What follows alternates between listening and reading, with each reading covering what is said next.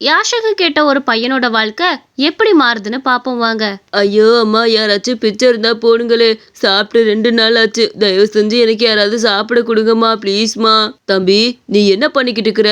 இந்த சின்ன வயசுல போய் இப்படி பிச்சை எடுத்துட்டு இருக்கிற? உனக்கு கை கால்லாம் நல்லா தானே இருக்குது. ஏதாவது உழைச்சு வேலை பார்க்கலாம்ல? ஐயோ, எனக்கு அதெல்லாம் செட் ஆகாதுங்க. அதுவும் எனக்கெல்லாம் யாரும் வேலை கொடுக்க மாட்டாங்க. நான் இப்படியே காலத்தை ஓட்டிட்டு போயிடுறேன். ஏதோ 5 10 கிடைச்சா அன்னைக்கு டீயும் வடையும் வாங்கி சாப்பிட்டு என்னோட வாழ்க்கையை ஓட்டிடுவேன். அந்த மாதிரி தான் இப்போ வரைக்கும் வாழ்ந்துட்டு இருக்கேன்.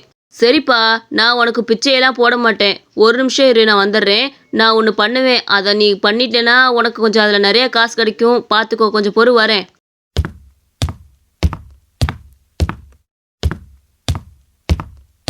ஏங்க, எதுக்கு இந்த லட்டெல்லாம் எனக்கு வாங்கி கொடுக்குறீங்க? எனக்கு இந்த லட்டெல்லாம் வேணாங்க. நான் என்ன படிக்கவா போகிறேன்? எனக்கு இந்த மாதிரி பேனாலாம் வாங்கி கொடுக்குறீங்க. இதை படிக்கிற குழந்தைகளுக்கு கொடுத்தாவது யூஸாக இருக்கும். எனக்கு வேணாம். இல்லைப்பா, உனக்கு நான் இதை படிக்கிறதுக்கு வாங்கி தரல. நீ இந்த பேனாக்கெல்லாம் போய் எனக்கு வித்துட்டு வரணும் பார்த்துக்க. இந்த பேனாவோட உண்மையான விலை 3 ரூபா. ஆனால் நீ விற்க போகிறது 5 ரூபாய்க்கு. இந்த பேனால வர லாபத்தை நீ வச்சுக்கோ. ஆனால் முதல்ல நான் போட்டிருப்பேன்ல, அதை மட்டும் எனக்கு கொடுத்துடணும், சரியா? இதை விற்று வர லாபத்தை மொத்தத்தை நீயே வச்சுக்க. அதில் 1 ரூபா கூட நான் கேட்க மாட்டேன். என்னோட முதல்ல திருப்பி கொடுத்துரு. நைட்டுக்குள்ளே நீ இதே இடத்துல நிற்கணும் பார்த்துக்க. பார்ப்போம் நீ வந்து நிற்கிறியான்னு. ஐயோ அண்ணா, எனக்கு இதெல்லாம் செட் ஆகாது. நான் பேசாமல் பிச்சை எடுத்துகிட்டு போயிடுறேன். அதுதான் எனக்கு நிம்மதியான வாழ்க்கை கூட. நான் யாரோட இதுக்கும் போய் வியாபாரம் பண்ணணும்னு அவசியமே இருக்காது. நான் விசாட்டு உட்காந்த இடத்துலயே காசை எடுத்துகிட்டு போயிடுவேன்ல. என்னை நம்பி இந்த லட்டெல்லாம் யார் வாங்க போறா? இதெல்லாம் எனக்கு வேண்டாம். இது பாருப்பா, இப்படிலாம் சொல்லாத. தன்னம்பிக்கையோட எந்த செயலா இருந்தாலும் ஆரம்பிச்சாதான் அதுல வெற்றி கிடைக்கும், போ. ஐயோ, இந்த லட்டெல்லாம் நான் எப்படி கொண்டு போய் வியாபாரம் பண்ண போறேன்னு எனக்கே தெரியல. என்னை நம்பி இந்த லட்டெல்லாம் யாரு வாங்குவா இந்த காலத்துல? அந்த அங்கிள் சொல்லியிருக்காரு, நம்ம கொஞ்சம் முயற்சி பண்ணி பார்ப்போம். யாராச்சும் கண்டிப்பா வாங்க தான் போறாங்க. கொஞ்ச நேரமே லட்டு விற்கிறேன்னு அதே இடத்துல நின்றுட்டு இருந்தான். ஆனா அந்த பேனாக்களை வாங்குறதுக்கு யாரும் வரல. இதே இடத்துல நின்னா பிரயோஜனம் இல்லை. மற்ற இடத்துக்கு போய் வியாபாரம் பண்ணுவோம். பாட்டிமா, பாட்டிமா, கேட்குறேன்னு தப்பா நினச்சிக்காதீங்க. இந்த பேனாக்களை வாங்கிக்கிறீங்களா? யாப்பா, இந்த பேனாவை வாங்கி நான் என்ன பண்ண போறேன்? யாராவது படிக்கிற குழந்தைகளுக்கு வித்தாவாத அந்த குழந்தைய வாங்கி பயன்படுத்துங்க. நான் வேலை பார்க்குறவ. இதை வாங்கி நான் என்ன கண்டு பண்ணுவேன்? இல்லைம்மா, எதுக்கும் கேட்கலான்னு தான் வந்தேன். உங்களுக்கு எப்படியும் வாங்குறதுக்கு தேவை இருக்காதுன்னு எனக்கு தெரியும். இருந்தாலும் நான் வியாபாரம் பண்ணணும்ல, அதுக்காக கேட்கலான்னு வந்தேன். சரி, நான் கிளம்புறேம்மா. இந்த தம்பி, கொஞ்சம் பொறு. நீ சின்ன பையனா இருந்துட்டு இவ்வளோ உழைச்சி சம்பாதிக்கணும்னு நினைக்கும் போது எனக்கு ரொம்ப சந்தோஷமா இருக்குப்பா. உன் வயசு பையங்கள்லாம் பிச்சை எடுக்கிறாங்க. அதை பார்க்குறப்ப எனக்கு ரொம்ப கஷ்டமா இருக்கும். ஆனால் உன்னை நினச்சா சந்தோஷமா இருக்குது எனக்கு. ரொம்ப நன்றிங்கம்மா. சரிங்க, நான் கிளம்புறேன். கொஞ்சம் பொறுப்பா, கொஞ்சம் பொறு. இந்த பேனாக்களை ஒரு பாதி பேனாக்களை நானே வாங்கிக்கிறேன். உன் உழைப்புக்காக நான் வாங்குறேன், எனக்காக வாங்கலை. கொடுத்துட்டு கிளம்பேன. அவன் அந்த பாட்டிக்கு பாதி பேனாக்களை கொடுத்துட்டு மிச்ச பேனாவை விற்கலான்னு கிளம்புனான். தம்பி, இங்க பாத்தியா பேனா? வாங்கிக்கிறியா? உனக்கு ஸ்கூலுக்கு உபயோகமா இருக்கும்ல. ஒரு பேனா வெறும் 5 ரூபாதான்ப்பா, வாங்கிக்கிறியா? சரி அண்ணா, கொடு. நான் ஸ்கூல்ல போய் எப்படி பேனா வாங்கி தான் ஆகணும். நான் இங்கேயே பேனா வாங்கிட்டு போறேன். எனக்கு 3 பேனா கொடு. ஒவ்வொன்றிலையும் இங்கு தீர்ந்ததுக்கு அப்புறம் நான் எடுத்துக்குவேன் அந்த இதை. கொடு அண்ணா. ரொம்ப சந்தோஷம்ப்பா.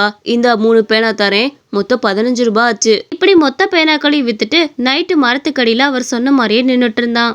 அங்கிள், நீங்க சொன்ன மாதிரியே நான் மொத்த பேனாக்களையும் வித்துட்டேன். என்னோட லாபத்தை நான் எடுத்துக்கிட்டேன். உங்களோட முதல்ல நான் கொடுக்கறதான மரியாதை, அதான் கொடுக்கலான்னு வந்தேன். அடடா, நான் இதை தான் எதிர்பார்த்தேன். இப்ப பாத்தியா, உன்னால முடியாதுன்னு சொன்ன. ஆனா எப்படி நீ இன்னைக்கு இந்த பேனாக்கெல்லாம் வித்து சம்பாரிச்ச? உனே நீ நம்புனா மட்டும்தாப்பா எதா இருந்தாலும் முடியும். சரிப்பா, நான் கிளம்புறேன். என்ன, என்னோட முதல்ல கொடுத்ததுல எனக்கு ரொம்ப சந்தோஷம். உன் நேர்மையும் நான் பாராட்டுறேன். சரிங்க அங்கிள், எனக்கு தன்னம்பிக்கையை கொடுத்ததுக்கு ரொம்ப நன்றி. இந்த பணத்தை வச்சு ட்ரெயின் பார்க்கணும்னு ரொம்ப ஆசையா இருந்துச்சு. ட்ரெயினை ஒரு தடவையாவது தொட்டு பார்க்கணும்னு ஆசை. நான் வேகமா அங்க போக போறேன்.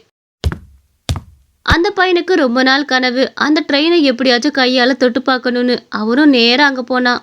அவனுக்கு பிடிச்ச ட்ரெயினை அதை தொட்டு பார்த்துட்டு அவன் ஆசையா அங்க நிறைவேற்றிட்டு வந்தான். அட, எனக்கு இந்த ட்ரெயினா ரொம்ப பிடிக்கும். சின்ன வயசுலேருந்து இதை தொடணும்னு எவ்வளவு ஆசை. ஆனால் கையில் காசு தான் இருக்காது. இதுக்கே 50 ரூபா சொல்லுவாங்கல்ல. இன்னைக்கு பேனா வித்து சொந்த உழைப்பால் இந்த ட்ரெயினை தொட்டு பார்க்க போறேன். அட அட அட, எவ்வளோ அழகா இருக்கு இந்த ட்ரெயின். இப்போதான் பக்கத்தில் பார்க்க முடியுது, இல்லைன்னா பார்க்கவே முடியாது. சூப்பரா இருக்கு. அவனோட ஆசைகள்லாம் நிறைவேற்றிட்டு அங்க இருந்து கிளம்புனா. அப்போ ஒரு பாட்டி வீட்டுக்கு வெளியே உட்காந்து அழுதுகிட்டு இருந்தாங்க. எல்லாம் போச்சு. இனி நான் வாழ்க்கையை எப்படி ஓட்ட போறேன்னு எனக்கு தெரியல.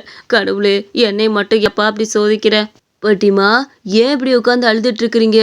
என்னாச்சுன்னு சொல்லுங்க. என்னால முடிஞ்ச உதவியை உங்களுக்கு நான் நிச்சயம் பண்றேன் பாட்டிமா. இல்லப்பா, நான் ஒரு சப்பாத்தி கடை நடத்தி வரேன். என் கடை சரியாவே ஓட மாட்டேங்குது. நானும் இதை நம்பி தான் பொழைச்சிட்டு இருக்கேன்.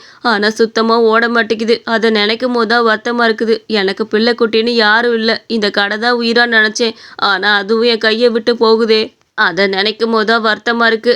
என் கவலை சொல்லி நீ என்ன பண்ண போற? போ. பாட்டிமா, நான் வேணா உங்களுக்கு ஒரு உதவி பண்ணட்டுமா? நீங்க வேணா தினமும் எனக்கு சப்பாத்திகளை போட்டு கொடுங்க. நான் ரயில்வே ஸ்டேஷன் அந்த மாதிரி போய் வியாபாரம் பண்ணிட்டு வரேன். அந்த இடத்துல எல்லாம் பேசஞ்சர்ஸ் நிறைய பேர் இருக்கிறாங்க. அவங்களுக்கு கண்டிப்பா சாப்பாடு தேவைப்படும். நான் இதெல்லாம் கொண்டு போய் வியாபாரம் பண்ணா கண்டிப்பா வாங்குவாங்க பாட்டிமா. தயவு செஞ்சு நான் சொல்றதை கேளுங்க. நீங்க காலையில போட்டு கொடுங்க.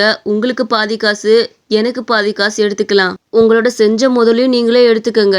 அது போக மிச்சம் வர லாபத்துல நம்ம 2 பேரும் பகிர்ந்துக்கலாம். என்ன சொல்றீங்க பாட்டிமா? அடடா கண்ணு, இது கூட ரொம்ப நல்ல ஐடியாவாக தான் இருக்குது.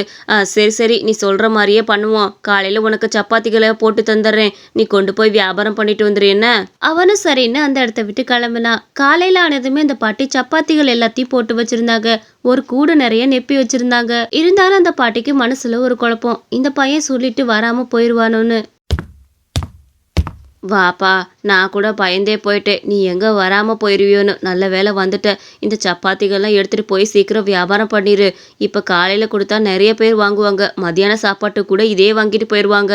என்ன பாட்டிமா, உங்ககிட்ட சொல்லிட்டு நான் வராமையா போயிட போறேன்? அப்படி கேவலமான ஆளு நான் கிடையாது. எனக்கு சொன்னபடி இருப்பேன் நான். அது இல்லைப்பா, எதுக்கும் சந்தேகம்தான். இப்போ தானே உன்னே பார்க்குறேன், அதனால தான்ப்பா. சரி, எடுத்துகிட்டு போய் வியாபாரம் பண்ண ஆரம்பின்னு. ஒரு சப்பாத்தி 5 ரூபாய் ரேட்டுக்கு போட்டு வையி. அப்போ தான் நமக்கு கொஞ்சமாச்சும் லாபம் கிடைக்கும். என்னப்பா? சரிங்க பாட்டிமா, நீங்க சொன்ன மாதிரியே 5 ரூபாய் ரேட்டுக்கு போட்டு விற்கிறேன். நான் கிளம்புறேன். வாங்க வாங்க, பேசஞ்சர்ஸ் எல்லாத்துக்குமே சப்பாத்தி இங்கே இருக்குது. சப்பாத்தி 1 5 ரூபாய் தாம்மா, 2 10 ரூபாய் தான். எல்லாரும் வாங்க வாங்க, குருமாவோட தரேன். எல்லாரும் வாங்க. பசியால் இருக்கிறவங்க பசியை போக்குறதுக்காக இந்த இடத்துக்கு வருவாங்க. நீங்களும் வாங்க. எப்பா தம்பி, எனக்கு 2 சப்பாத்தி கொடுப்பா. அப்புறம் 2 சப்பாத்தி பேக் பண்ணி கொடுத்துரு. என்ன நல்ல வேலை, வெளியே போய் வாங்கணுமேனு யோசிச்சுக்கிட்டு இருக்கேன். அதுக்குள்ளே ட்ரெயினுக்குன்னு எடுத்துருவாங்களும் பயமாக இருந்துச்சு. நல்ல வேலை நீ இங்கேயே வந்து போட்டுவிட்ட பார்த்துக்க. சரி சரி, எனக்கு சீக்கிரம் ஒரு 4 சப்பாத்தி கட்டு. பாட்டிமா, நான் எப்பவும் இங்கே தான் இருப்பேன். நீங்கள் வேலைக்கு போயிட்டு வரப்பெல்லாம் தயவு செஞ்சு வந்து என் கடையில் வாங்கி சாப்பிடுங்க. இன்னும் நிறைய கூட்டம் வரும்னு நினைக்கிறேன். வருது. பாட்டிமா வாங்கிக்கோங்க, இந்தாங்க. டேய் தம்பி, எனக்கு ஒரு 5 சப்பாத்தி கட்டுப்பா. ட்ரெயினில் போகிறப்ப சாப்பிட்டுக்கிட்டே போகணும்ல, வேற வழி இல்லை.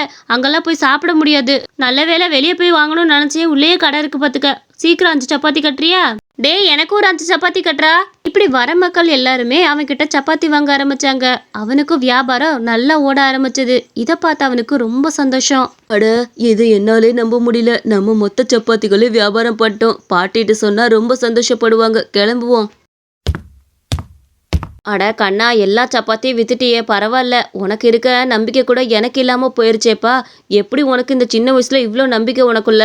பாட்டி, நானும் உங்களை மாதிரி தான். என் வாழ்க்கையில் எந்த நம்பிக்கையும் இல்லாமல் தான் வாழ்ந்துட்டு இருந்தேன். ஒருத்தர் அன்னைக்கு செஞ்ச உதவியால் தான் நான் இன்னைக்கு இவ்வளோ தூரம் நம்பிக்கையாக இருந்திருக்கேன். அன்னைக்கு மட்டும் அவர் யாசகத்தை கொடுத்துட்டு கிளம்பியிருந்தாருன்னா எனக்கு எதுவும் தோணிருக்காது. அதை விட்டுட்டு அவர் பேனா வியாபாரம் பண்ண சொன்னார். அப்போ வந்த நம்பிக்கை தான் இப்போ வரைக்கும் அப்படியே இருக்குது. இன்னும் இந்த நம்பிக்கை போகவே போகாது பாட்டி. நீங்களும் அப்படிதான். உங்கள் வாழ்க்கையில் எதை நம்புறீங்களோ அதை முழுசாக நம்புங்க. அப்போதான் அது உங்கள் கைக்கு வந்து சேரும். சரியா? புரிஞ்சுதா நண்பர்களே? நீங்களும் உங்கள் வாழ்க்கையில் எல்லாத்துலேயுமே நம்பிக்கையா இருங்க. கண்டிப்பாக உங்ககிட்ட எல்லாம் வந்து சேரும். இந்த கதையில ஒரு சின்ன கேள்வி. இந்த பையன் என்ன பொருளை வித்தான்னு மறக்காம நம்ம கமெண்ட்ஸ்ல சொல்லிருங்க. மறக்காம நம்ம சேனலையும் லைக் பண்ணி சப்ஸ்கிரைப் பண்ணிக்கோங்க.